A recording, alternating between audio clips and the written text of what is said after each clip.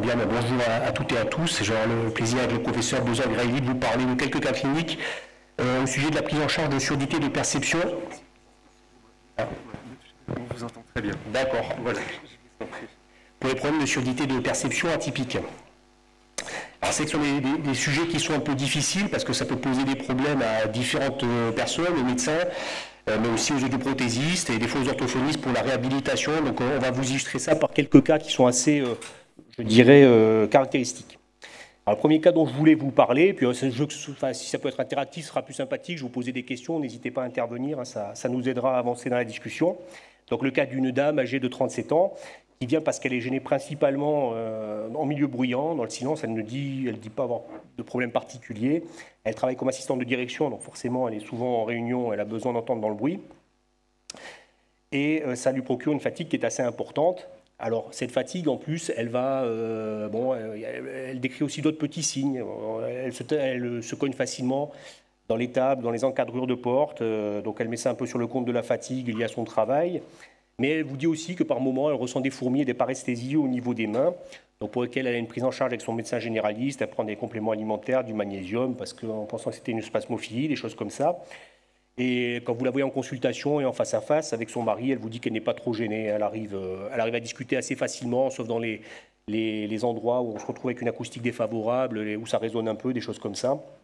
Donc son examen otoscopique est sans particularité. L'audiogramme, vous l'avez sous les yeux, le tonal du moins. Et du coup, en première intention, qu'est-ce que vous proposeriez comme examen pour cette patiente? Vers quoi vous vous orienteriez? Soyez pas timide. Hein. J'entends vocal dans le bruit, vocal dans le silence. Alors c'est vrai que, moi dans ma pratique, je commence d'abord par une vocale dans le silence pour voir ce que ça donne. Alors tout simplement, parce que si la vocale dans le silence, elle est déjà relativement perturbée, on a déjà une réponse. Si la vocale dans le silence, elle est assez normale, à ce moment-là, c'est vrai qu'on ira plutôt vers une vocale dans le bruit. Hein. C'est vrai que c'est un complément quand même assez essentiel. Donc voilà, là on avait une vocale quand même qui, comparativement à la tonale, n'est pas tout à fait normale. Hein. Se retrouver avec un 100% à 50 décibels quand on a une tonale qui est à 15-20 de moyenne, c'est pas normal. Alors, qu'est-ce qu'on peut proposer à l'issue de cet examen pour la patiente? Il y a énormément de choses qu'on peut proposer en fait. Après, c'est des partis pris, après on peut aller dans un sens, dans un autre, après c'est un peu comme c'est au jugé. Vous iriez vers quoi en première intention? Oui. Alors la vocale dans le bruit, là je ne vais pas montrer les résultats, mais vient de confirmer l'atteinte dans le silence, c'est-à-dire qu'elle est quand même, elle est aussi gênée dans le bruit comme elle l'est dans le silence. Hein, ouais. Alors après voilà, on peut aller pousser les explorations à visée diagnostic, ça c'est une possibilité, donc ça on verra après. Après si on reste dans stricto sensu dans les textes, hein, on peut aller directement à l'appareillage auditif aussi. Parce que là, si on ne veut pas forcément pousser sur le diagnostic étiologique, ce qui est un choix, hein, ce n'est pas une obligation, on peut aller directement dans une stratégie d'appareillage. Là, vous savez que dans le cadre des critères de remboursement actuels, c'est surdité uni ou bilatérale, et puis une perte auditive moyenne supérieure à 30 décibels, là on n'y était pas, mais un seuil d'intelligibilité dans le silence supérieur à 30 décibels, là on y était. Donc on sait que déjà, on peut aller vers un appareillage chez ce type de patiente. Donc ça n'empêche pas après de faire en parallèle les investigations pour la cause si on souhaite le faire. Mais si on ne souhaite pas le faire ou la patiente ne le souhaite pas, de toute manière, on peut quand même aller sur l'appareillage. Je fais juste un rappel rapide, mais ça vous le trouverez partout, je ne vais pas perdre du temps là-dessus. Donc, comme la patiente, quand même, elle vous dit « j'aimerais bien savoir d'où vient ce problème », là, elle a envie d'avoir le diagnostic. Alors, pour vous, quels seraient les 3 examens audiologiques à réaliser en priorité, à part l'audiogramme dans le bruit, parce que ça, on a dit qu'on le faisait avant, pour essayer d'avancer sur le diagnostic étiologique? Quels seraient les examens qui seraient pertinents pour vous et qui vous amèneraient un élément pour poser le diagnostic au niveau audiologique, hein, on ne parle pas d'imagerie ou de choses comme ça pour l'instant. Alors, potentiel évoqué auditif, ASSR, auto-émission. Voilà. Je pense qu'en première main, effectivement, on a vu les choses principales. Moi, les ASSR, je ne les ai pas forcément mis en première main, mais après, c'est que ça peut se discuter. Donc, c'est sûr que les auto-émissions acoustiques et les potentiels évoqués auditifs, ça déjà, c'est le duo, je dirais, inévitable. Ça, c'est la base. Après, si on veut pousser un peu les auto-émissions et pas faire juste des clics, on peut faire des produits de distorsion des auto-émissions acoustiques, où là, on fera vraiment une analyse fréquence par fréquence. Alors, ça a un intérêt qui est quand même meilleur, enfin, je dirais le rendu d'examen est quand même meilleur que les auto-émissions par clic, parce que les auto-émissions par clic, c'est un rendu qui est très qualitatif. À la fin, c'est oui-non, mais on ne sait pas trop ce qui se passe dans l'oreille. Alors là, voilà, pour ces examens, on va savoir si les auto-émissions ou les produits de distorsion ils sont présents ou absents, et les potentiels évoqués, est-ce qu'ils sont synchronisés avec des seuils normaux, ou des seuils anormaux, ou désynchronisés. Bon, tout ça parce que derrière, on a quand même une petite idée du diagnostic. On va voir après. Donc là, je vous montre des exemples de produits de distorsion. Ici, par exemple, vous avez le rapport signal sur bruit par rapport au bruit que vous avez en rouge ici. Donc là, dans ce cas, on a des auto-émissions et des produits de distorsion présents. On a des potentiels évoqués auditifs qui sont mal synchronisés. Donc on n'arrive pas à extraire des seuils de manière très nette à basse intensité. Alors du coup, quel est le diagnostic que vous allez évoquer en priorité devant ce tableau? Voilà, ça c'est un tableau typique de neuropathie auditive. Alors, neuropathie auditive, maintenant, si on veut pousser un petit peu plus les examens de la neuropathie auditive, on va faire d'autres types d'évaluations, certaines audiologiques, d'autres qui vont être plus de l'imagerie. Qu'est-ce que vous proposeriez pour pousser un peu plus loin le bilan de cette patiente?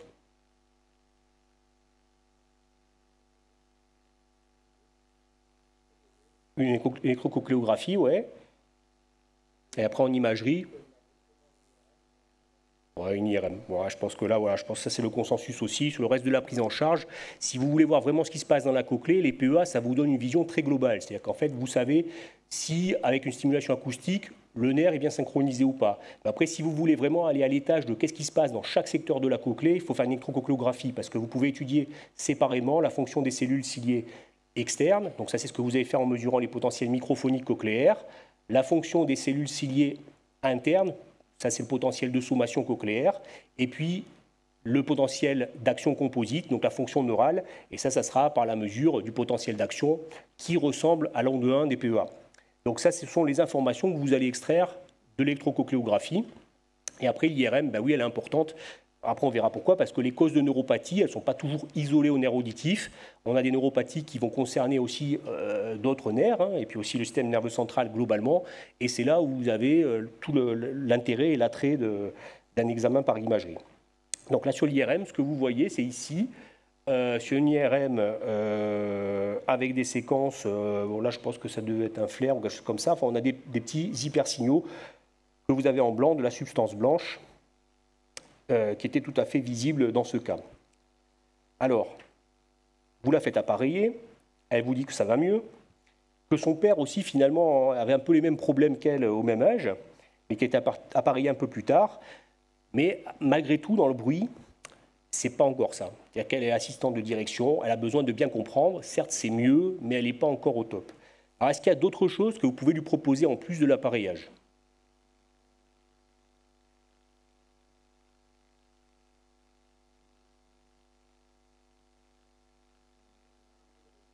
Ouais, micro déporté, donc après on va aller sur les aides techniques et un peu d'orthophonie. Voilà, je pense que ça c'est des choses qui peuvent être mises en place, qui sont assez simples et qui fonctionnent bien.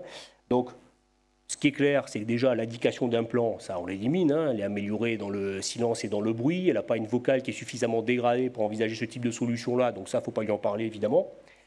Mais là, l'orthophonie, ça peut l'aider pour plusieurs choses, à la fois pour améliorer le traitement central de l'information auditive par des méthodes de rééducation, mais aussi pour un peu adapter, enfin, améliorer ses compétences de lecture labiale s'il y a besoin. Et après, les aides techniques, avec tout ce qui vont être les microphones HF, bon, les microphones déportés, les systèmes de type Roger, les choses comme ça sont aussi très utiles. Et parfois aussi, juste sur le téléphone portable, tout simplement, télécharger des applications qui font de la transcription. Il y en a beaucoup qui existent et qui marchent relativement bien et qui peuvent venir en complément des autres méthodes pour aider à la communication un peu en milieu bruyant. Elle revient voir 18 mois plus tard et elle vous dit bah, finalement, mon médecin généraliste, pour un problème de paresthésie, il est allé me faire voir un neurologue et puis finalement, j'ai une neuropathie périphérique en cours de bilan.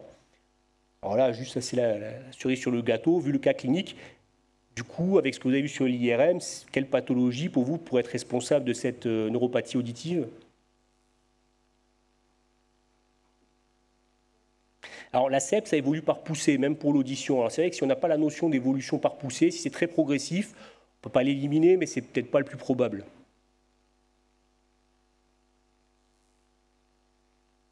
Bon, ça, c'est des tableaux qui sont assez typiques des maladies de Charcot-Marie.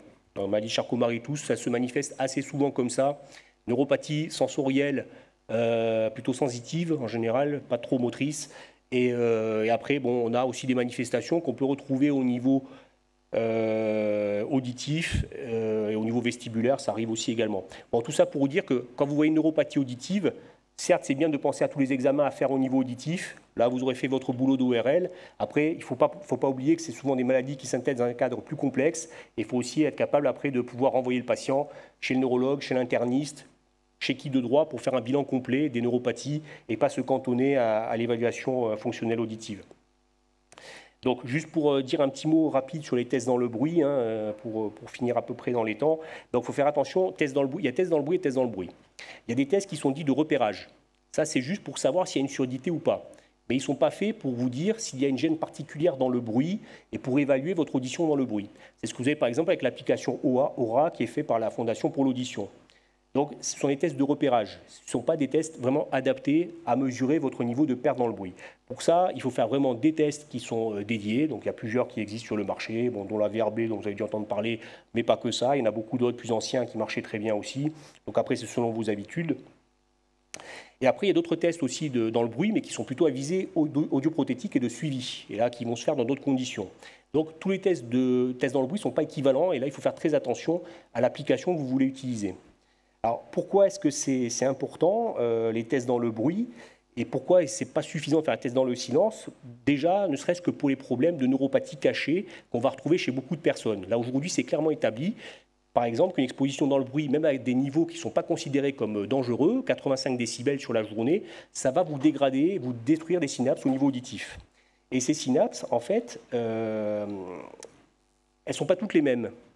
Il y en a qui vont être stimulées par des sons liminaires, et ça c'est ce qu'on teste avec l'audiogramme liminaire, mais il y en a aussi qui ne vont s'activer qu'avec des sons plus forts, en supraliminaire. Et c'est celles-là qui sont importantes lorsqu'on entend dans le bruit. Donc ça, c'est un travail qu'on avait fait dans le labo. Et là, malheureusement, je ne peux pas vous faire la vidéo avec ce mode de présentation. Bon, bref, tout ça pour vous dire que les synapses qui sont les plus fragiles, ce sont celles qui codent pour les sons supraliminaires. Donc c'est pour ça qu'on est gêné d'abord dans le bruit quand on perd des synapses et qu'on ne le voit pas ni sur les PEA, ni sur l'audiogramme tonal, parce que ces tests, ils testent le seuil, ils ne testent pas ce qui se passe au-dessus. Alors juste pour un exemple des tests dans le bruit, on a le French Matrix Test là, qui fait partie justement des tests validés et qui est tout à fait utilisable et intéressant dans ce domaine-là. Donc le principe, c'est que vous allez avoir 5 mots donc, qui vont venir de manière aléatoire dans le test. Alors c'est à chaque fois un nom, un verbe d'action, un nombre, un objet et un adjectif de couleur. Et donc la personne doit répéter à différents niveaux de rapport signal sur bruit ce qu'il a entendu et ça va permettre de converger vers le seuil d'intelligibilité dans le bruit. Alors là, du coup, comme je n'ai pas la vidéo, ça va perdre tout son intérêt. Alors, je vais changer un peu le mode. Parce que là, du coup, normalement, je dois pouvoir revenir sur la vidéo, mais je n'ai plus la main. Alors, attendez. Du pointeur, je vais l'enlever. Voilà. Ah, ça ne marche pas. Bon, et bien tant pis, on fera sans la vidéo. Alors ça pour vous dire que ces tests-là, bon, généralement, ils sont faits en moins de 5 minutes. Donc un test dans le bruit, ce n'est pas forcément quelque chose qui prend beaucoup de temps non plus. Bon, voilà, ça c'était pour le premier cas clinique, celui qui était plutôt typique d'une neuropathie auditive. Alors on va passer sur un autre cas clinique qui est un petit peu plus compliqué. Enfin surtout parce qu'on en a moins l'habitude. Là c'est une jeune fille de 16 ans qui est amenée en consultation par ses parents parce qu'elle a des problèmes au niveau scolaire et elle se plaint de comprendre difficilement lorsqu'elle est en ambiance bruyante aussi, dans la cour du lycée, dans la classe, quand il y a un peu de monde. Elle a redoublé sa seconde, elle met ça sur le compte de ses problèmes auditifs. Elle n'a pas d'antécédents notables, elle n'a jamais eu de problème otologique étant enfant. Elle n'a pas eu de retard de développement psychomoteur non plus. Et par contre, elle a, semble-t-il, des éléments qui s'apparenteraient avec une dyslexie, avec un petit retard d'apprentissage de la lecture et un petit peu l'écriture. Donc c'est l'aînée de 2 enfants, l'autre n'a pas de problème particulier, et il n'y a pas non plus d'antécédent de surdité dans la famille, c'est aussi quelque chose d'important. Bon, donc dans le calme, pas de problème, mais dans le bruit, elle se dit qu'elle est rapidement gênée. Donc là, vous avez le test audiométrie tonale et audiométrie vocale dans le silence que vous avez en bas. Bon, du coup, qu'est-ce que vous avez envie de faire comme premier examen? Bon, là, c'est audiométrie vocale dans le bruit. Là, c'est indispensable parce que là, c'est vraiment le cas où on n'a pas d'explication à sa surdité, à sa gêne en tout cas. Donc là, c'est quelque chose qui a été fait avec un French Matrix Test. Bon, vous vous retrouvez avec un seuil qui va se retrouver à moins 5,9 dB de seuil d'intelligibilité pour une norme qui est à 7,1, enfin moins 7,1. Donc on est avec l'écart type, on n'est pas très très loin, mais en fait c'est quand même pas normal. Pour quelqu'un qui a 16 ans, on ne doit pas avoir des seuils qui sont aussi bas pour l'âge donné, c'est quand même pathologique. Alors du coup, quels seraient les examens que vous pouvez faire suite à ça pour essayer d'avancer un petit peu dans votre diagnostic, vu ce que vous avez vu initialement?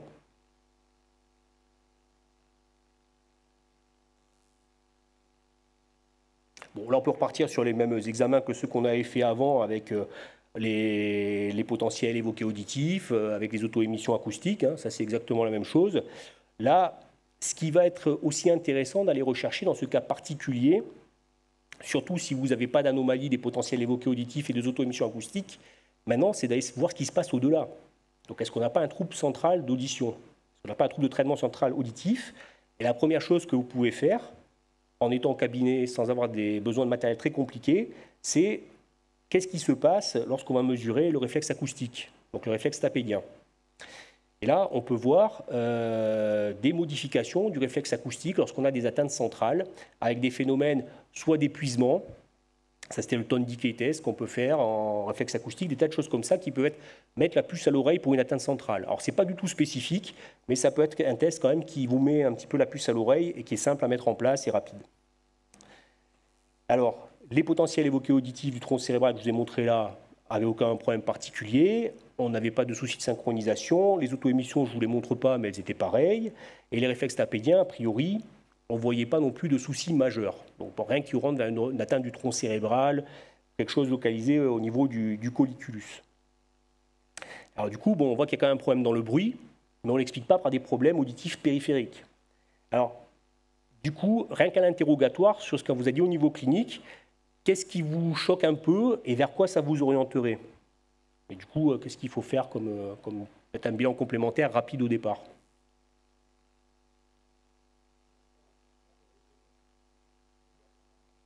Trouble de la concentration, bon ça effectivement, une fatigabilité, des choses qui ne sont pas tout à fait normales pour son âge.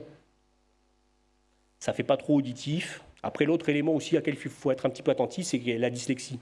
En fait, il faut voir s'il y a vraiment une dyslexie ou pas, son importance, parce que ça aussi, c'est beaucoup plus fréquent, les problèmes de dyslexie, dans les atteintes centrales de l'audition, que lorsqu'il n'y a pas l'atteinte centrale de l'audition. Donc ça doit automatiquement vous mettre la puce à l'oreille.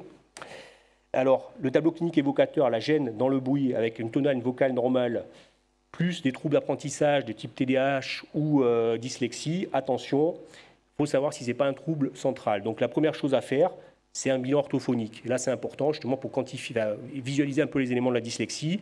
Éventuellement, un bilan neuropsychologique aussi, s'il y a des troubles attentionnels ou d'autres choses qui s'y associent, comme elle vous le dit. Et puis après, il va y avoir juste d'autres tests qui vont compléter le bilan de la dyslexie avec la latéralisation manuelle pour savoir si la personne, elle n'est pas non plus une latéralisation manuelle anormale, notamment avec le test d'Édimbourg ou juste un questionnaire qu'on peut faire simplement qui va vous donner des informations à ce niveau-là. Parce que tout ça, ça va vous orienter vers les troubles du traitement auditif central, dans ce qu'on va retrouver en CAPD, lorsque vous regardez dans la littérature anglo-saxonne. Alors du coup, sachant ça, qu'est-ce qu'on peut faire en plus en bilan audiologique un peu si on veut avancer là-dessus? Alors là, c'est des examens maintenant qui deviennent spécialisés, hein, c'est des examens du CHU. Hein. Mais bon, pour que vous compreniez et vous sachiez un peu quelle est la démarche qui va se produire après lorsqu'on est dans ce cas-là, est-ce que vous avez une petite idée ou pas?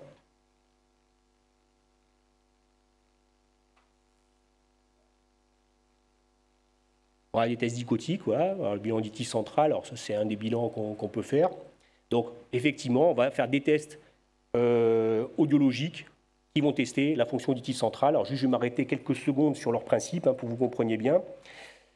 Alors l'audition centrale, c'est la binauralité, entre autres. Il n'y a pas que la binauralité, mais la binauralité, elle fait partie de l'audition centrale. Donc tous les tests qui vont tester la binauralité vont vous aider à évaluer la fonction centrale. Donc notamment tous les tests qui vont se baser sur la mesure du démasquage binaural. Donc là, il y a plusieurs types de tests qu'on peut faire pour mesurer le démasquage binaural. Alors, le démasquage binaural, c'est un phénomène qui est un peu contre-intuitif. C'est-à-dire que lorsque vous avez un signal plus du bruit qui arrive sur une oreille, si vous rajoutez le même bruit sur l'autre oreille, on s'attendrait à ce que ce soit moins bien pour comprendre. En fait, c'est mieux, Parce que comme le bruit arrive des deux côtés, sur les deux oreilles, il est perçu comme central par le cerveau. Alors que le son qui vous intéresse, il reste du côté gauche. Donc la séparation de sources sonores vous permet de mieux comprendre dans le bruit. Et donc ça, c'est ce qu'on mesure lorsqu'on fait un démasquage binaural. Alors, parmi les tests de démasquage binaural qui existent, il y a le BMLD. Donc ça fait partie des tests, mais après, il y en a d'autres qui sont utilisables également. Donc c'est un peu ce que je vous expliquais. On va envoyer deux bruits. Et ce qu'on va faire, c'est qu'on va changer la phase du bruit d'une oreille par rapport à l'autre, pour faire croire que la source de bruit, elle bouge dans l'espace, elle n'est pas toujours au même endroit. Et là, on va voir que, en fonction du niveau de BMLD,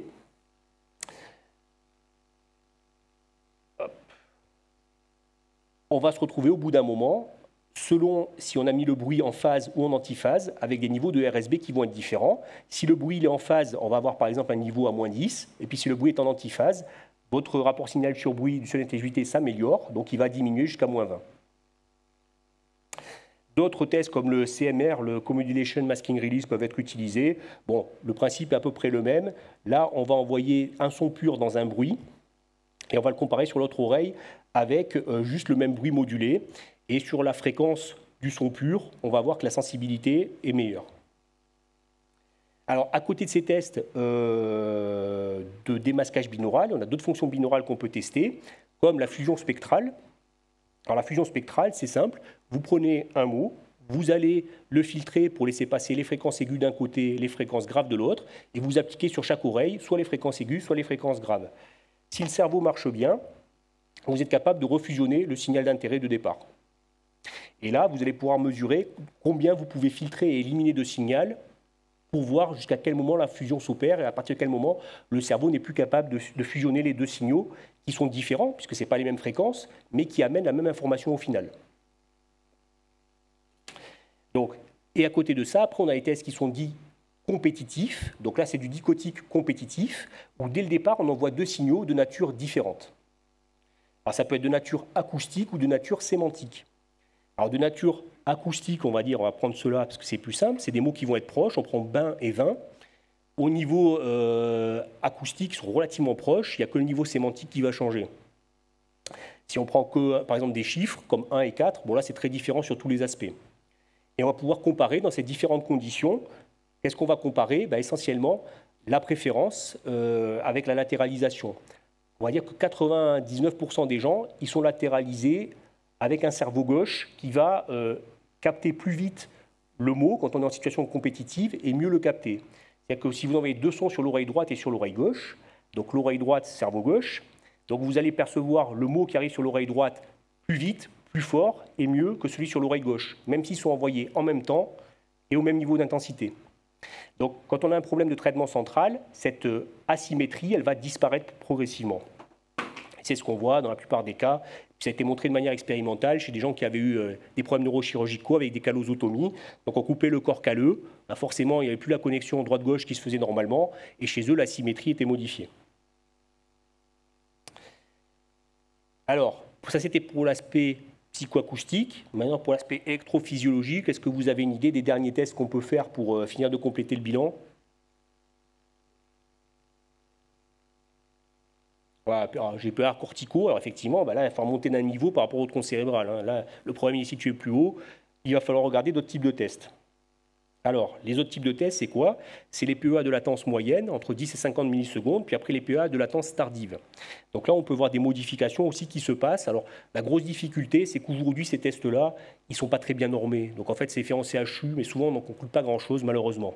Les tests psychoacoustiques, ils sont beaucoup plus pertinents que ces tests-là. Ils sont intéressants pour la recherche, mais à vrai dire, pour le diagnostic, ils ont quand même un intérêt assez modeste. Donc, ces PEA de latence tardive, c'est des choses qu'on peut faire. Et après, on peut faire aussi des tests plus électrophysiologie cognitive, donc ce qui va se passer au-delà de 300 millisecondes, en regardant des ondes comme l'onde de mismatch negativity et la latence de P300. Et là, on sait que sur les troubles centraux, on a aussi des modifications de ces ondes qui arrivent de manière assez régulière. Et autre élément, mais là, on est un petit peu plus périphérique, c'est les speech ABR. Donc là, en fait, on reste quand même au niveau du tronc cérébral. On va regarder différentes ondes, l'onde 5 de PEA que vous avez ici, puis après, il y a des ondes qui apparaissent après, qui correspondent à différents moments de la perception du stimulus auditif. Donc quand c'est des mots, ça peut être les formants de la voix qu'on peut percevoir à différents moments. Et chacune de ces perceptions est à l'origine d'une onde qui va plus ou moins se former avec plus ou moins de latence en fonction du processus de décodage neuronal, s'il est efficace ou pas. Donc là, il y a un petit tableau, je dirais, récapitulatif de la pertinence de chaque test que vous avez en fonction du tableau clinique pour explorer ce qui se passe au niveau des troubles auditifs centraux. Donc ça, c'est un travail que vous avez, ça c'était de l'article de musique là, qui avait été paru, je ne sais plus en quelle année, mais 2018. Donc principe de prise en charge dans ce cas, là il faut diminuer le bruit de fond parce qu'ils sont gênés dans le bruit. Alors on a intérêt à avoir un appareillage auditif, même s'il n'y a pas de surdité, juste parce que vous allez avoir les algorithmes d'amélioration de signal dans le bruit de l'appareillage, les microphones directionnels qui vont aider ces gens. Et là, par rapport aux indications d'appareillage que je vous ai montrées au départ, c'est la dernière petite ligne tout en bas que vous allez voir. En cas de neuropathie auditive ou de trouble central, c'est une dérogation à la règle des 30 décibels et des 100% d'intelligibilité à 30 décibels aussi. Mais il faut le documenter. Donc, il faut faire les tests centraux, au moins au niveau psychoacoustique, et si on fait électrophysiologie, c'est encore mieux. Là, l'entraînement auditif avec l'orthophoniste il est aussi essentiel. Il y a des logiciels qui ont été développés là-dessus, Auditico, des logiciels aussi qu'on utilise pour tout ce qui est la prise en charge des dyslexies, c'est aussi assez utile dans ce cas-là. Et puis après, des tests qui vont reconnaître des patterns temporels, la discrimination des voyelles, des choses comme ça peut être très intéressant. Et stratégie cognitive pour une prise en charge plus globale, ça c'est fait par un neuropsychologue. Voilà, pour ne pas trop déborder, je vais m'arrêter là. Je laisse la parole au professeur Bozorg.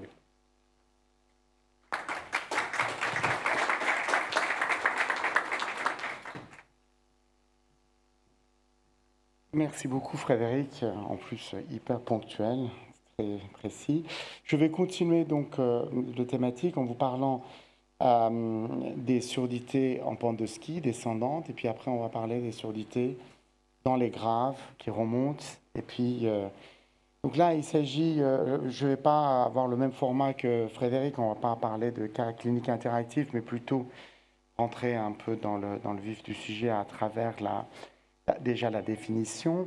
Donc, les surdités en pente de ski sont des surdités avec une pente abrupte qui font suspecter une zone cochléaire morte, selon Moore, plus de 50 décibels par octave. Et là, on a effectivement une suspicion d'une destruction dans une zone de la cochlée, dans une zone basale de la cochlée. Alors, les régions cochléaires mortes, les surdités en pente de ski ne sont pas exclusivement la seule forme des zones cochléaires mortes. On peut avoir d'autres types, bien sûr, de surdité avec des zones cochléaires mortes. On en parlera à un autre endroit. Mais vous pouvez aussi, par exemple, avoir des surdités de perception dans les graves et puis des surdités sévères profondes dans les très aigus ou même, effectivement, des surdités avec une pente ascendante comme ça. Donc, les régions cochléaires mortes sont connues depuis très longtemps. C'est pas un sujet très nouveau. Il s'agit de zones cochléaires avec une destruction complète des cellules ciliées, parfois associées aux cellules nerveuses. Et donc, on peut les voir parfois associées à une atrophie ou hypotrophie de la strie vasculaire qui assure l'hémostasie de l'oreille interne. Ce qui est intéressant, c'est que les seuils auditifs sont préservés pour les pertes partielles, jusqu'à 80% de pertes des cellules ciliées. On a toujours des seuils tonaux pour les sons purs qui sont préservés. Bien sûr, comme vous l'a présenté professeur Venaille, on peut avoir effectivement des troubles de l'intelligibilité parce que la spécificité de la perception diminue, mais les seuils sont préservés. Et donc, vous voyez qu'à partir de 50% de perte, la membrane basilaire perd sa spécificité dans le décodage, dans la transduction électromécanique. Or, bien sûr, les étiologies sont multiples, génétiques, toxiques, trauma sonore, mais aussi des problèmes auto-immuns ou infectieux. Et comment on va explorer ça? À partir du moment où on commence à suspecter cette surdité, les examens audiologiques sont spécifiques. L'audiométrie ne peut pas l'estimer parce que tout simplement, parce que quand vous voyez une audiogramme et que vous stimulez par exemple dans les fréquences moyennes à des intensités importantes, vous faites vibrer la membrane basilaire tellement fort que les régions adjacentes à une zone morte vont répondre.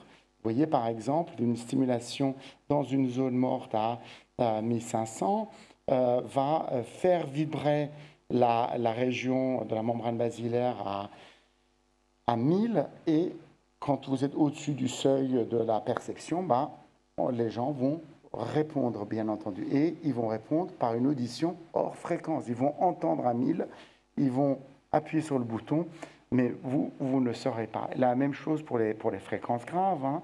Vous émettez une fréquence très grave, la vibration continue jusqu'à 1400 Hz, la fréquence perçue est là, et donc vous entendez. Vous imaginez à quel point cela peut perturber la perception.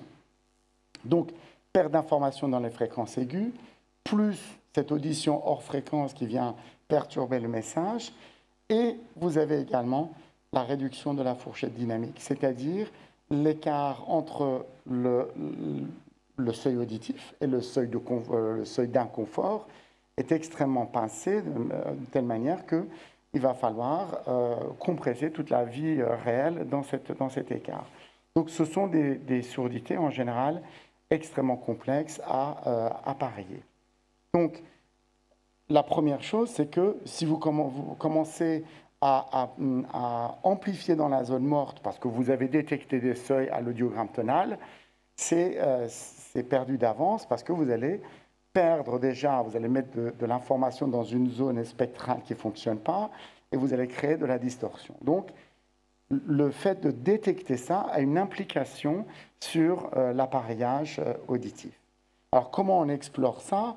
L'exploration idéale, le gold standard, ce sont les courbes d'accords psychoacoustiques. Ce sont effectivement des sons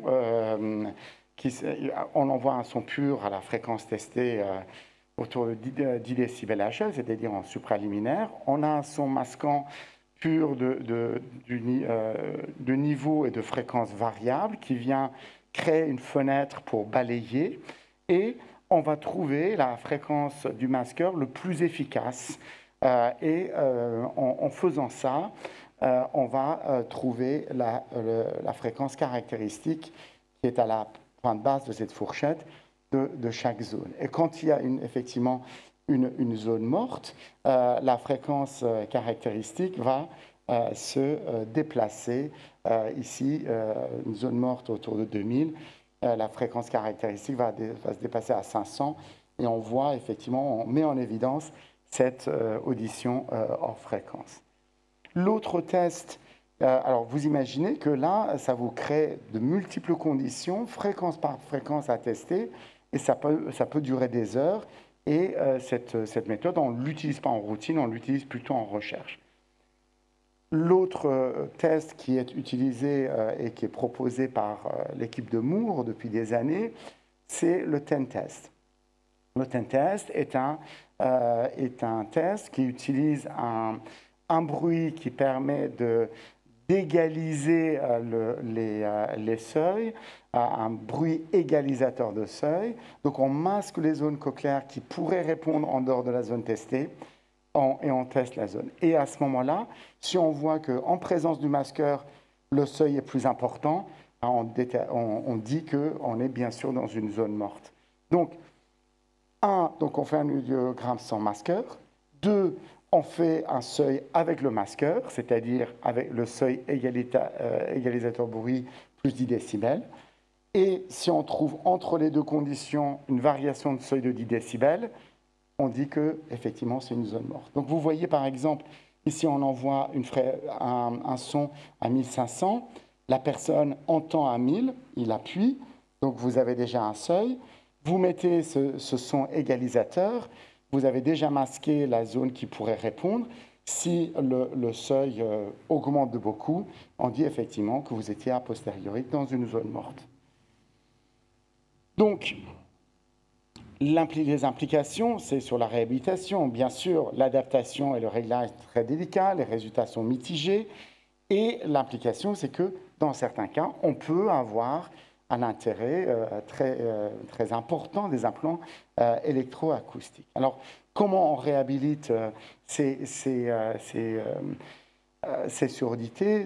Il y a le moyen d'abaissement fréquentiel. Il y a plusieurs types d'abaissement fréquentiel. Des appareils qui prennent le son à l'entrée et qui abaissent la fréquence soit par un décalage linéaire, c'est-à-dire on comprime les fréquences pour l'envoyer dans la zone verte vivante et éviter la zone rouge, soit par un décalage non linéaire, on va garder cette compression mais un peu moins comprimée dans les graves que dans les aigus, soit même carrément par des chevauchements. On coupe le spectre en deux parties et on fait chevaucher par milieu.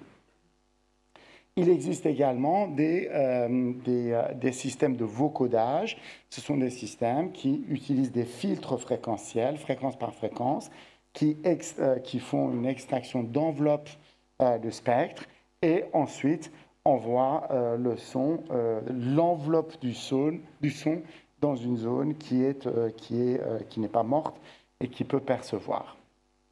Alors effectivement, et donc on appelle ça le vocodage. Donc, il existe également, là je n'en ai pas parlé, il existe des systèmes de playback ralenti où on va prendre des fragments et on va le donner avec un délai supplémentaire dans l'oreille pour pouvoir améliorer l'intelligibilité. Alors, chaque système a ses avantages et son désavantage, mais en fait, ce qui se passe, c'est que la plupart donnent un son pas très naturel, ça c'est déjà la première chose, et nécessite une adaptation importante, une plasticité cérébrale et une persévérance pendant plusieurs mois avant de pouvoir vraiment profiter des avantages de ce système-là.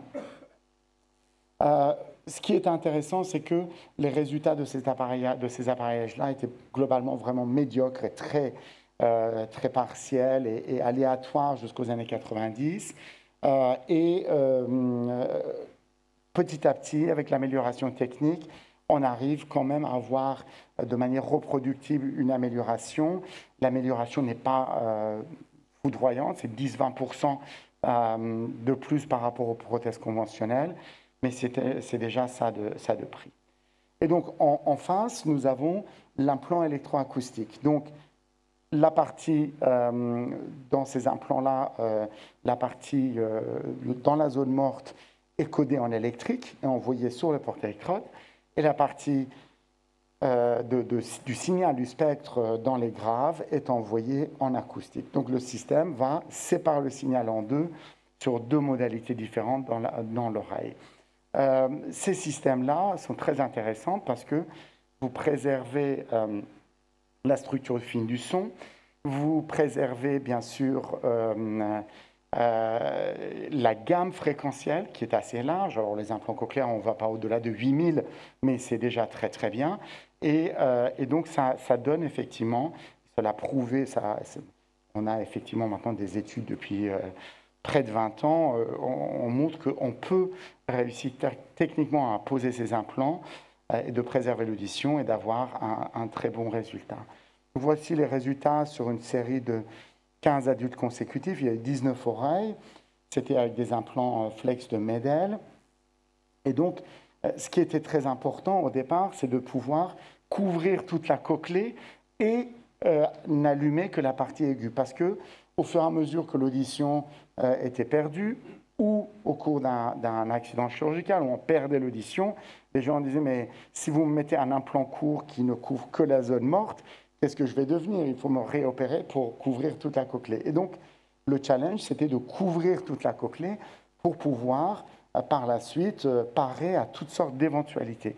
Et c'est dans cette optique-là qu'on a utilisé des implants qui, vous voyez, 35 mm, 31 mm ou 24 mm, ce sont des implants qui permettent des couvertures équivalentes à des implants, bien sûr, tout à fait conventionnels. Donc, vous voyez, des adultes avec une perte qui était importante au-delà de 2 kHz et puis une durée de suivi avant l'implant qui était autour de 10 ans. Et voici le diagramme avant et le diagramme donc après. On avait séparé effectivement en courbe blanche et noire les deux types d'implants. L'implant Flex Soft qui était à 31 mm, couverture plus importante, Flex EAS plus courte. Et vous voyez effectivement qu'on avait une aggravation bien sûr dans les graves qui était quand même significative, mais on avait gardé de beaux résidus. Mais ce que vous pouvez voir, c'est que on n'avait pas de différence en termes de préservation de l'audition ou d'aggravation de l'audition et le type d'implant, c'est-à-dire l'implant court aggravé autant que l'implant long. Et donc ça voulait dire qu'on pouvait couvrir toute la cochlée correctement. Et en fait, on voyait que après l'activation et la période d'adaptation, on améliore de beaucoup le résultat global. Bien entendu, vous voyez, ça c'est l'état préopératoire, c'est la discrimination des maudits syllabiques. Et vous voyez ici, avec l'implant, et vous voyez avec l'implant et la lecture labiale, on est quand même pas mal. Alors, beaucoup de ces patients-là n'utilisent pas forcément la partie acoustique. Certains ont passé à tout électrique, bien qu'ils aient gardé la partie acoustique dans les graves. Mais cela leur donne quand même, effectivement, probablement la structure fine qu'ils exploitent. Donc, rechercher les zones mortes dans les surdité en pente de ski est important. Donc, vous avez un peu les critères de suspicion. Et le test pour ça, c'est le TEN test. Les implants électroacoustiques donnent de bons résultats après un essai d'appareillage infractueux. Et effectivement, c'est un appareillage un peu délicat, c'est un appareillage expert. Il faut pas, effectivement, faut l'envoyer à des audioprothésistes qui connaissent ça. Et effectivement, les implants électroacoustiques donnent de très bons résultats de préservation de l'audition résiduelle. On va parler maintenant des surdités de perception dans les fréquences graves. On a un petit peu abordé le sujet avec les zones mortes. Ces surdités en courbe ascendante, on les voit typiquement en cas d'hydrops, c'est-à-dire la maladie de Ménière, mais on peut également voir ces surdités dans les fistules labyrinthiques, qui créent parfois de l'hydrops à vacuum, c'est-à-dire en baissant la pression périlymphatique, on augmente la pression endolymphatique, et ça donne parfois des caractéristiques communes avec l'hydrops. Et puis vous avez effectivement les surdités génétiques et certaines maladies auto-immunes, comme le syndrome de Cogan, qui donne des syndromes méniériformes, associant bien sûr l'atteinte de l'oreille interne avec un hydrops et une kératite interstitielle. On a eu un cas récent dans le service, on tournait autour de ce problème. Donc on suspectait une maladie de Ménière jusqu'au jour où le patient a fait sa kératite et c'est le service d'ophtalmologie qui a posé le diagnostic. Voilà. Donc le problème de ces surdités dans les fréquences graves, souvent, de par l'étiologie, c'est 1, les fluctuations, 2, les acouphènes, et 3, les distorsions qui s'associent à ces pertes auditives. Parlons un peu des fistules labyrinthiques. Alors, les fistules labyrinthiques, c'est un problème assez complexe parce qu'il n'y a pas d'argument diagnostique absolu pour cette pathologie. On a un faisceau d'arguments qu'on essaie de réunir à l'interrogatoire, aux examens. Et plus vous avez des arguments importants et plus, effectivement, si vous comblez, vous traitez la fistule, vous serez efficace. Mais il ne faut pas négliger les arguments, on va dire, un petit peu moins spécifiques, parce que si vous négligez, vous ne sélectionnerez que les très spécifiques et vous ne rendez pas service à certaines fistules qui pourraient passer inaperçues. Donc, il faut trouver un compromis entre un tableau, on va dire, plutôt sensible et spécifique. Donc, vous voyez, dans les arguments spécifiques, barotraumatisme récent, vertige à l'effort, surdité fluctuante, pneumolabyrinthe, fuite périlymphatique à l'examen, signe de la fistule, quand on appuie dans l'oreille, on a des vertiges, et puis, plus sensible mais moins spécifique, vous avez un trauma crânien mineur, un mouchage qui a créé à un moment donné quelque chose, une instabilité permanente, une surdité stable, une asymétrie des densités de fenêtres labyrinthiques au scanner, on en parlera, et puis une exploration négative. Là, effectivement, c'est moins sensible, et on imagine, plus sensible, mais on imagine que la chirurgie peut-être sera moins efficace, en tout cas statistiquement. Donc, les fistules labyrinthiques, la technique effectivement de combler, de colmater les fistules labyrinthiques, et là on parle des fistules, des fenêtres labyrinthiques, et dans cette pathologie-là, il s'agit d'abord de reposer les patients et de donner la chance à cette fistule de se cicatriser. Et si ça ne se fait pas, ça se termine par une exploration de la caisse du tympan, visualisation de la fuite autour de la platine de l'étrier ou dans la fenêtre, et puis colmatage par des greffons de graisse qu'on prend derrière le lobule, et puis colmatage par des greffons de périchondre et injection de colle. C'est la technique sandwich, hein, c'est en plusieurs couches, on essaie de colmater. Cette chirurgie marche bien, à très peu de risque de perte auditive. Ça donne un peu l'oreille bouchée pendant quelques jours et ça se termine effectivement. Et ça peut effectivement rendre des services très importants. Alors, une surdité de perception dans les fréquences graves, comment on l'explore? On l'explore bien sûr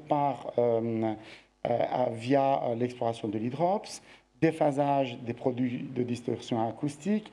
Frédéric Venay vous a parlé des produits de distorsion acoustique tout à l'heure.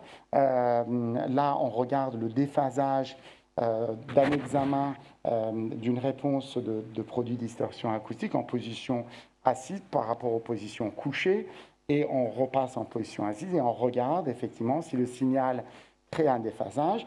Ce calcul-là et cette mesure-là se fait avec l'appareil EchoDia, et il n'y a pas d'autres appareils disponibles sur le marché pour le réaliser. C'est quelque chose qui est très intéressant et je vous vraiment invite à le faire en routine parce que c'est relativement facile à faire et ça peut apporter des informations assez intéressantes. Et c'est parfaitement validé. L'électrocochléographie aussi dans l'hydrops c'est très intéressante avec le calcul de rapport de l'amplitude de potentiel de sommation sur le potentiel d'action. Au-delà de 0,3, on a effectivement une suspicion de l'hydrops. L'IRM 3 Tesla avec des injections tardives de gadolinium permettent aussi de visualiser l'hydrops. Et puis en ce qui concerne la fistule, on a parlé un petit peu des arguments, on va dire, dans le contexte interrogatoire. Et puis, en ce qui concerne le clinique, l'imagerie, on peut effectivement faire des IRM 3 Tesla et regarder s'il y a une fuite qui s'accumule dans la fenêtre ronde. Ça a été évoqué par l'équipe de Strasbourg. Mais on a également des techniques de mesure de densité de la fenêtre labyrinthique par le seuillage, c'est-à-dire de variation de seuil de reconstruction du scanner. Et ça permet de comparer droite-gauche et de voir un peu s'il y a un abaissement de la densité des fenêtres labyrinthiques. Voilà un exemple d'hydrops sur une IRM 3 Tesla. Vous voyez ici, le secteur endolymphatique apparaît comme des zones noires. Et vous voyez la comparaison droite-gauche permet de voir qu'effectivement, il y a un hydrops cochléaire, mais aussi un hydrops vestibulaire avec une fusion du sacule et de l'utricule. Donc tout le compartiment endolymphatique est gonflé en noir, et tout ce qui est en blanc, c'est le gadolinium qui a diffusé dans le périlymphe. Donc cette technique-là, maintenant, de plus en plus de centres en France le pratiquent. Il s'agit d'une injection de gadolinium 4 heures avant la réalisation de cette séquence spécifique. Voilà, et en ce qui concerne le seuillage, il s'agit de réaliser un scanner en haute résolution de densité, de poser un endoscope virtuel dans le conduit, de regarder les fenêtres labyrinthiques et ensuite de faire varier le seuil jusqu'à ce qu'on voit un petit trou artificiel apparaître et on compare ce seuil de densité à droite comme à gauche.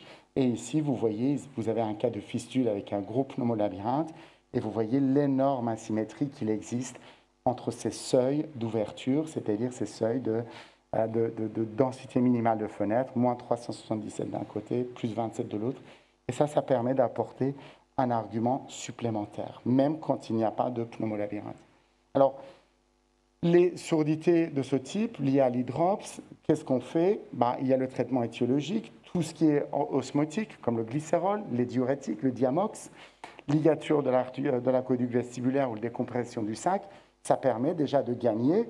Et puis derrière, on peut effectivement aller vers l'appareillage. Et puis, la réhabilitation auditive par l'appareillage et l'implant cochléaire quand la perte est trop importante et que les vertiges sont, par exemple, très importantes. On peut imaginer poser un implant cochléaire ou poser et faire la labyrinthectomie en même temps. Comme ça, on redonne l'audition et on supprime les vertiges dus à l'hydrops.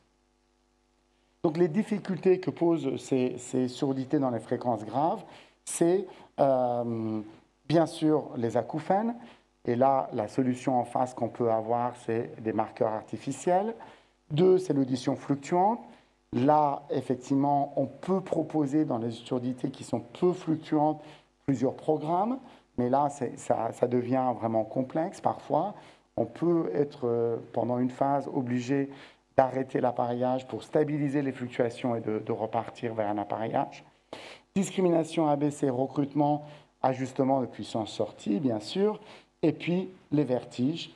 Dans les hydrops, avec une surdité que vous fermez pour mettre de l'amplification, quand le conduit est très fermé, ça peut créer un phénomène de Tullio, ça peut donner des vertiges.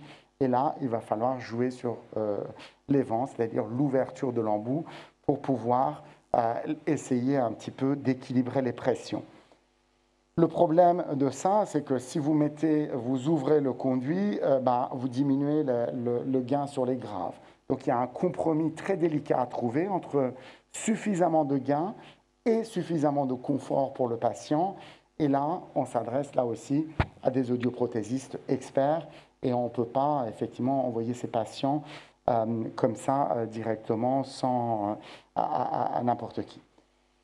Voilà, vous voyez par exemple cet exemple, augmentation de la de l'évent. Vous voyez le A, ici vous avez avec un évent de 0,8 mm. Dès que vous passez à 3 mm, vous perdez carrément 20 décibels à 250. Ce sont des cas réels et qui montrent effectivement toute la difficulté ici, vous n'avez presque plus de gain ici, donc ça peut commencer à poser problème. Donc, voilà le compromis dont on parle. Et là, vous voyez la même chose. Dès que vous ouvrez un petit peu le conduit, vous perdez énormément en discrimination. Regardez à 50 décibels, il n'y a pas photo. Donc, pour ces surdités dans les fréquences graves, recherche et traitement étiologique, appareillage par un audioprothésiste expert, accompagnement, et puis place de l'implant cochléaire, bien sûr, dans les cas où l'intelligibilité est effondrée, dans le cas où il y a des acouphènes importants, parce que vous savez, l'implant cochléaire peut faire vraiment des miracles dans le domaine des acouphènes. Je vous remercie.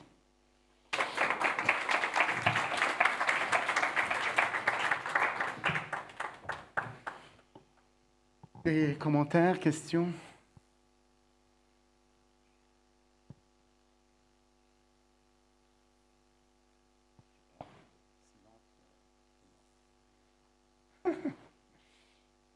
Merci beaucoup. Oui? Ah, Arnaud, salut.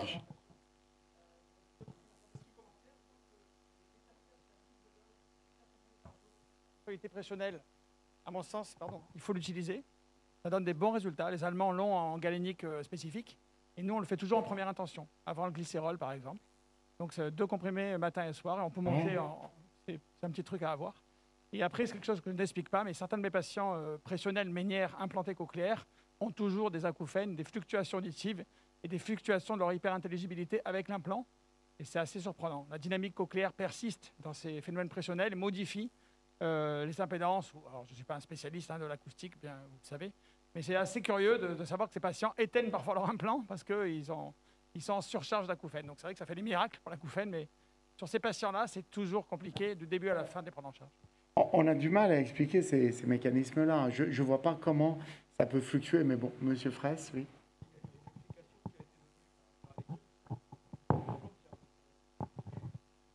L'explication qui a été donnée, en fait, dans les crises de Ménière avec un plan, il se crée une synaptopathie. En fait, ce qui se passe, c'est qu'il y a une synaptopathie, c'est pour ça qu'il fluctue. Il continue à avoir une stimulation sensorielle cellulaire, mais il se crée une synaptopathie, probablement par une échappée de potassium. Si le potassium sort par la membre de Resner, elle va créer une synaptopathie au niveau du ganglion. C'est pour ça qu'il y a aussi une fluctuation électrique. Bon. Merci beaucoup. On laisse peut-être aux intervenants suivants la place. Merci.